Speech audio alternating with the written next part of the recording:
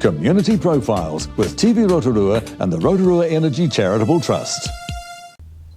Welcome to another edition of Community Profiles, and it's nice to be at your place for this edition. We're going to have a chat to two fine young gentlemen from Rotorua who are very, very busy these days, and it's part of the Te Amarangi, I get that right, Te Amarangi Museum, but it's more specifically we're going to be talking about Men's Shed. Firstly, welcome to Alan Escort from the museum and a member of the Men's Shed. I guess it's fair to say Brian Roberts. Welcome, guys. You guys do a wonderful job, but it's kind of people out that we're talking to right now may not necessarily know what you do. So a bit of a history. We've all probably driven past the Te Amarangi Museum. So what else is happening out there? Well, the museum's been going for a long time, many years, but just recently, 2 years ago, we decided that we could share the workshops with people who are looking for a situation where they can carry out their hobbies and mingle with other men and exchange ideas and socialise a bit and make things and repair things. That's one of the things about the museum itself. You can see it even from as you drive past or walk past. You can see it. It's very proactive and it's active in its own right in terms of exhibits and so on. But it's a hands-on thing, isn't it? Very much so. Yes.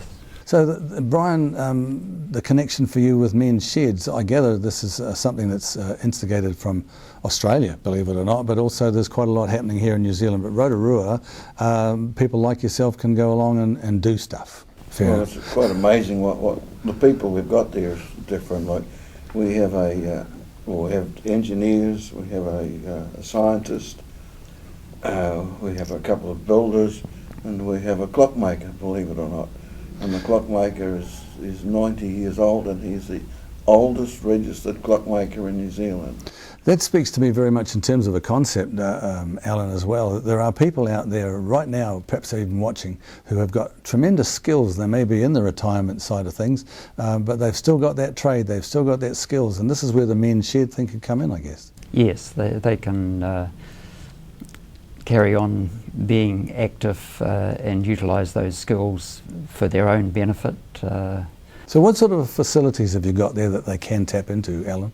We have a rather modest woodworking workshop which will be expanded in the near future, a mechanical workshop including a lathe or two, a blacksmith's forge and various other odds and ends. As well as the hands-on aspect, I think the thing occurs to me, Brian, also is that it's a fellowship thing, it's a social thing. Oh, it is. You get a wet day and there's not a lot of things. Out of the house and down to the museum. And they'll sit down and because they can't do much outside and we have all these little stories that come out.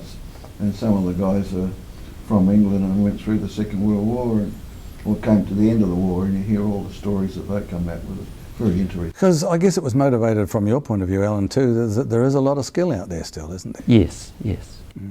What have you benefited from most? What do you enjoy about it most by being involved? I like to go out there and you'd have something that's old, hasn't worked for 50 years, so you get to and restore it. And see a finished product, sort of thing. And what we did in the Men's Shed, we've got 2 wood lathes in there. And so we got 2 the other week and we thought, we've got a cannon that was made out of wood, and it was a pirate ship cannon. Great stuff. 1792. So we made a 90% size of the exact replica of that boat, of that cannon, and it's on display out there now, and people think it's real, but it's only made of wood. That's right. Sounds wonderful. Guys, thank you very much. Keep up the good work. It sounds like a wonderful concept, and maybe you'll get a few more members in the very near future. Thanks for joining us. And thank you for joining us and having us at your place on Community Profiles. I'm Wayne Douglas, and we'll see you next time.